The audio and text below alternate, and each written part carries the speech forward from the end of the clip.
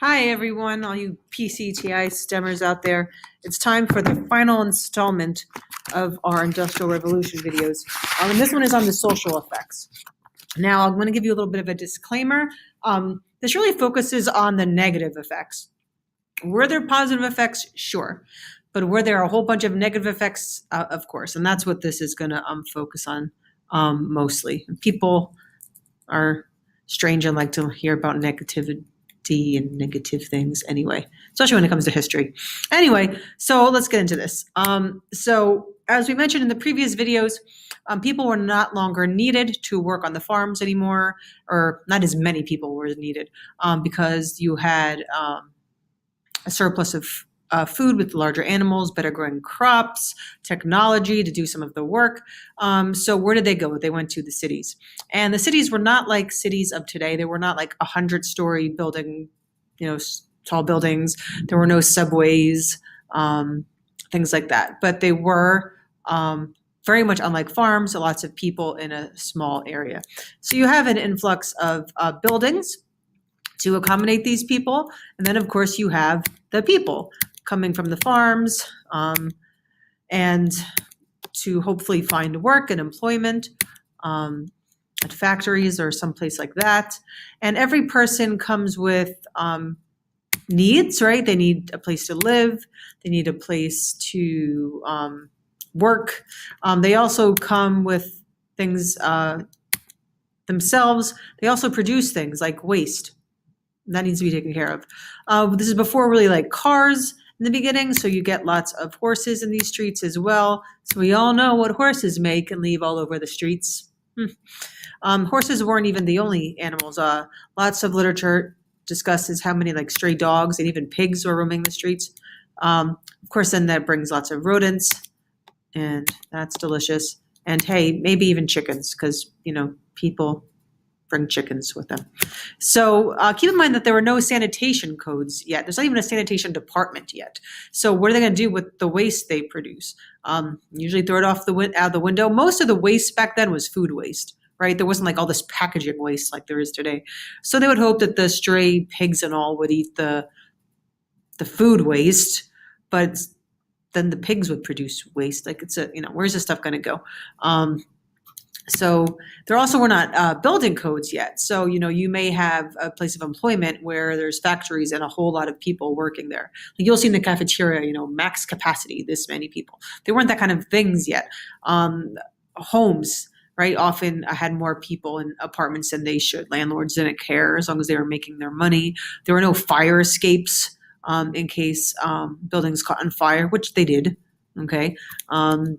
So, all these issues that they had to deal with now. All these many, many, many, many issues. The homes were often small, often accommodated large families all in them. Homes did not come with running water. So when you think of water, not just for drinking, but for cleaning and all that sort of stuff. Homes also did not have plumbing with toilets in them yet. Usually you think of outhouses, but usually if you have like an apartment complex, many families would share one bathroom.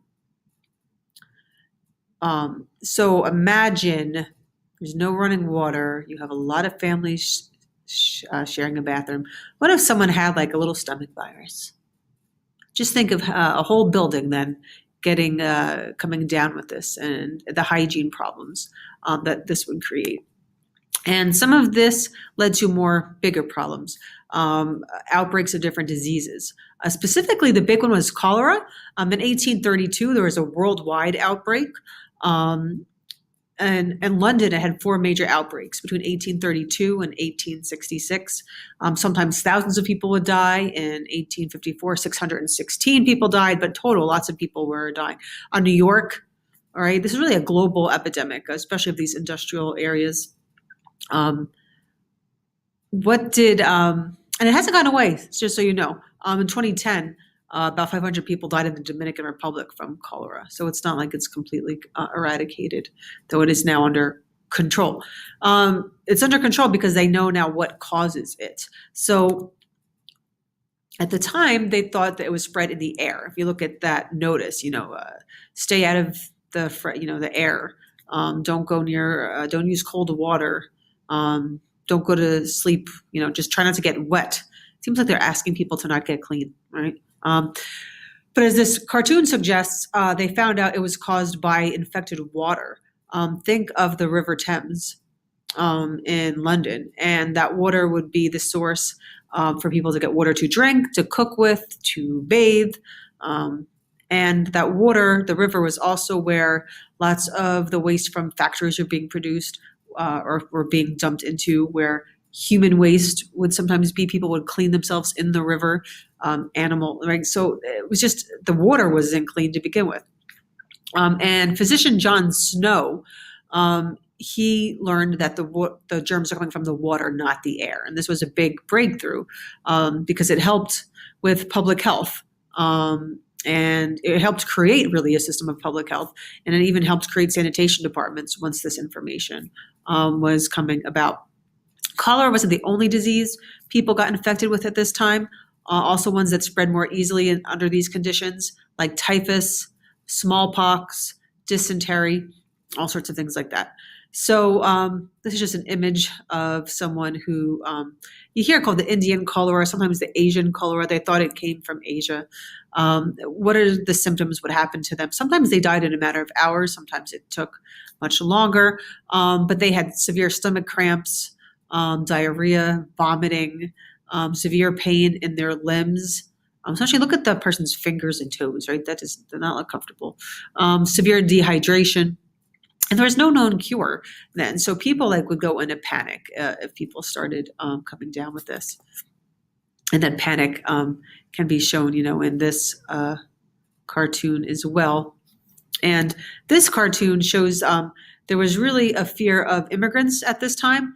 You see fear of immigrants that exists today. Turn on the news and you'll see that. But, what negative things will happen if these immigrants come to our country? Well, then they're like, well, the cholera is coming from immigrants. And they thought maybe banning immigrants would stop the spread of cholera, but that wasn't exactly the cause, and that couldn't really happen. In fact, most of the people that had cholera were of the lower classes, where they had, poor living conditions, cramped conditions, where the disease would spread more easily. A lot of them were Irish Catholics in New York City, for example, that suffered the most. Also, at this time, you have pollution now that really did not exist before the Industrial Revolution. Think of beautiful scenery that's now obstructed with smoke in the air, big tall chimneys from factories, bridges crossing rivers that didn't cross before. The smoke from the burning of coal meant that soot would often cover the whole town. The red brick would turn to black. Trees, right? The leaves covered with black. Imagine having asthma and breathing in this air every day. You may have learned in middle school about the moth, about natural selection that was predominantly white in England, but then it was black because that's how it adapted to these conditions. Now, as society changed, when technology changed and steam power came about, that happened rapidly. Society cannot keep up with all those changes. And this lag is what produced a lot of these negative effects. First off, you have inadequate housing. They did not have the space or the accommodations for all these people, so they lived in poor conditions. Schools did not have the means or the space to accommodate all these children now in cities. Many of them were just very large classes. Police protection. There was not a large enough police force to handle this influx of urbanization, these people living there. So crime increased. Punishments were much harsher because of it. And this is also when you get an increase in organized crime or mobs, right? Because, hey, if police can't keep order, we'll keep order. And in many times they were the justice system in urban areas. Right? Tenement housing is, you can go to New York City. There's actually a tenement house museum. They preserved a tenement. Many families lived in one-room apartments. Usually someone was working and sleeping at all times. So don't think like you had your own bed. you probably shared your bed with your siblings to begin with, but then like as you would get up and go to work, someone would be coming off of work and coming home to sleep, and you just keep sort of like cycling through. You can also see why disease would spread more quickly if you lived in situations like this. Right? The average worker worked 14 hours a day, 6 days a week. Of course, then you get many who were working even more than that. But these images are of cotton factories. Another thing about cotton is that it's highly flammable, so you had dangerous conditions there as well. Notice the children, looks like they're even barefoot in this image. Now is this part you've been looking forward to. These are some of the images from the graphic novels you guys made on the jungle, which, by the way, I've been loving going over these. You guys are doing a really good creative job. So this is by Maggie. You see that this factory worker got their hand chopped off because factories were often dark and dirty. You got tired while you were working a long day, so accidents did happen. You see his poor little hand there. They had no health insurance when you did things like get your hand chopped off, and injuries were common. And this one is from Sydney. People would get distracted or fall asleep on the job and face dangerous consequences. I love this. This is a great project. Hey, do you guys want me to keep adding your artwork and pieces into my videos? I've never done this, and I've been making videos for my classes for years now. So, hey, I'll sound like a YouTuber. Like and comment in the comment section if you want me to keep incorporating your work in the videos and things like that. All right. Did that sound like a YouTuber? All right. Probably not. That's good. All right. So children, we've talked about child labor. You're doing your assignment on child labor. We've read about the kids in schools, like in hard times, but also we've read the recollections of children who did not get the luxury of being in school. Many who did go to school left it at a young age for work, and many of them supported their families. This was not to go home and buy music or the clothes or something fashionable or fun or toys. It was, hey, mom, we need food, or hey, mom, we need to pay the rent. Mill owners often adopted children from orphanages, especially if their parents died of, cholera. Imagine this, like your parents die of cholera and then someone adopts you, but it's really a factory owner, so you can work in their factories. And they don't have to pay you because you're their child. They're like, you're lucky enough that they give you a place to live, right? That's was a common occurrence back then. All right, so that is the end of this. We've been talking about many of these things in class, so if you have a question, please don't hesitate to bring it up. I look forward to seeing your child labor assignments. And remember, so not next class, but the class over, we'll have a quiz on these 3 videos. So make sure if you didn't take notes on this video, you come back and watch it again and maybe take one later. All right, and I will see you then, everyone.